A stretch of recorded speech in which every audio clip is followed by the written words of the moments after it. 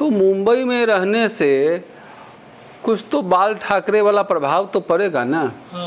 तो ये तो भारतीय जनता पार्टी ये मानकर ही चलती है कि मुसलमान हमको वोट नहीं देता है। पहले गलतियां तो बीजेपी के लोग करते थे, जब नीतीश कुमार के कई कार्यकाल पर सवाल खड़े करते थे, चाहे गृह विभाग से मामला जुड़ा हुआ, संजय जायसवाल बार बार बात बोलते थे पहले जब वो प्रदेश अध्यक्ष थे। अब तो नीतीश कुमार की पार्टी ने गलती कर दी ये बयानबाजी करके। क्या वाकई में ऐसा लग रहा है? पनोरमा ग्रुप, जो सोचता है वो करता है, आपके अपने सपनों का आशियाना। नमस्कार, भारत लाइव पे आप सभी का बहुत बहुत स्वागत है। चर्चा गर्म है। सीतामढ़ी से सांसद जदयू के देवेश चंद्र ठाकुर, जिनके द्वारा आज एक बयान दिया गया, इस बयान की चर्चा दिन भर राजनीतिक गलियारे में खूब होती रही। उनका ये बयान कि मुसलमान और यादवों का काम हम नहीं करेंगे। क्यों? तो इन्होंने वोट मुझे नहीं दिया और इनके वोट न देने की वजह से बहुत कम आंकड़ों से इस बार हम सांसद बने हैं। पहली बार ये सांसद बने हैं और इस तरीके से इनका बयान भारतीय जनता पार्टी जहां 2024 के बाद 25 की तैयारी में लगी थी, इस बयान से काफ़ी नुकसान भारतीय जनता पार्टी को हो सकता है।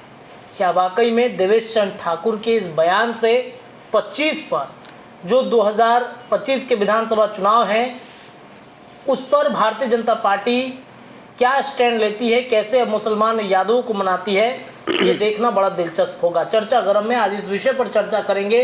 हमारे साथ सीनियर जर्नलिस्ट आलोक सर जुड़े हैं।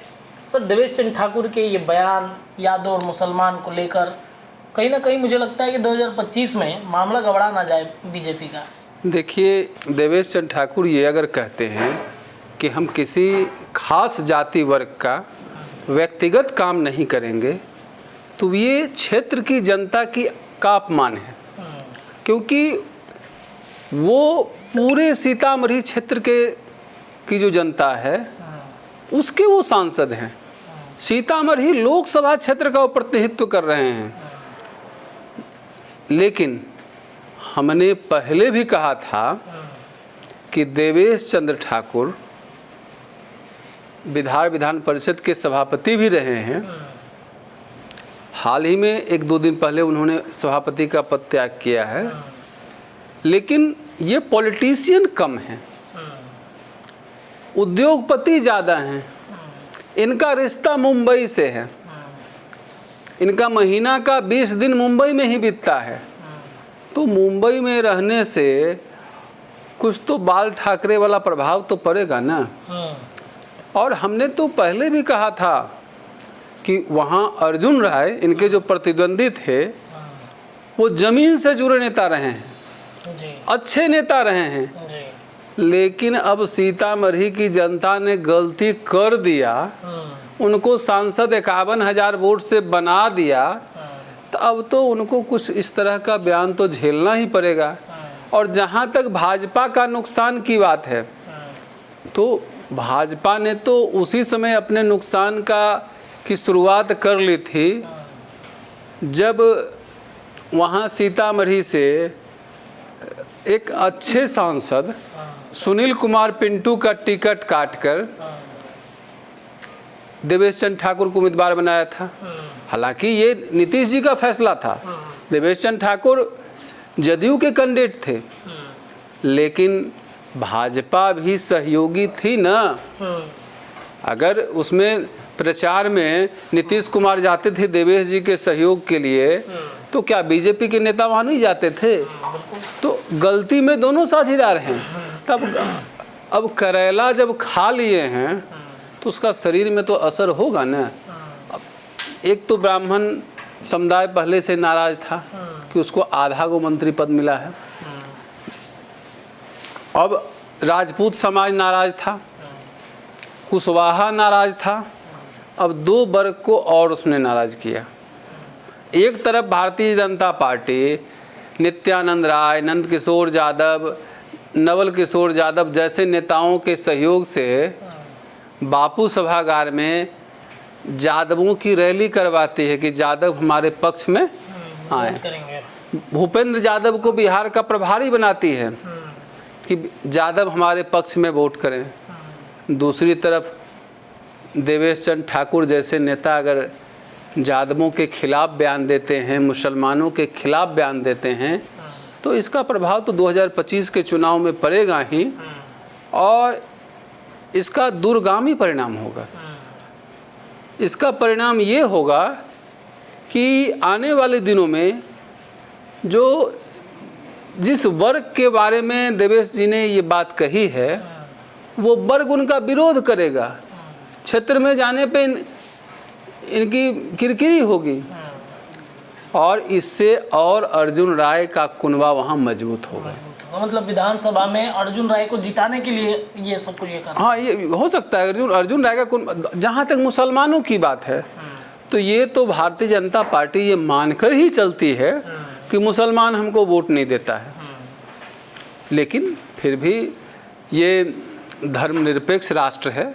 हमारा संविधान कहता है कि यहाँ सभी वर्ग के लोगों को समान रूप से रहने का अधिकार है, समान रूप से सांसद के पास अपना प्रतिवेदन देने का अधिकार है। तो ये एक इस देवेश चंद्र ठाकुर के इस तरह के बयान से हमारा लोकतंत्र भी थोड़ा प्रभावित हो रहा है और इसका भी दूरगामी परिणाम होगा। बीजेपी को इसको भुगतना पड़ेगा। बीजेपी के नाराज कुनबे में राजपूत पहले से थे, कुशवाहा पहले से थे, अति पिछड़ा वर्ग पहले से था, अब एक नया कुनबा यादव का भी जुट गया। अब देखिए इस यादव के नाराज कुनबे को मनाने में नंदकिशोर यादव और नित्यानंद राय कितने कारगर होते हैं। एक तो उदाहरण आपने देखा कि यादव थोड़ा सा नाराज हुआ तो रामकृपाल जी की गाड़ी उलट दी, वहाँ औरंगाबाद में सुशील सिंह की गाड़ी पलट दी, केंद्रीय मंत्री रहे आर.के. सिंह बेचारे रोड पे आ गए। तो अब देखिए इस तरह के बयानबाजी से कितने नेता रोड पे आते हैं। कहीं ऐसा न हो कि इस तरह की बयानबाजी से सम्राट चौधरी भी नाराज नहीं हो जाएं, फिर बेचारे वो कहीं जहाँ थे वहीं आ जाएं, बैकफुट पर आ जाए। अच्छा, एक चीज़ ये भी तो लोगों के मन में होगा कि इस बयानबाजी की वजह से इस बार गलती नीतीश कुमार की हो गई, बीजेपी और जदयू के बीच खटपट शुरू हो जाएगा।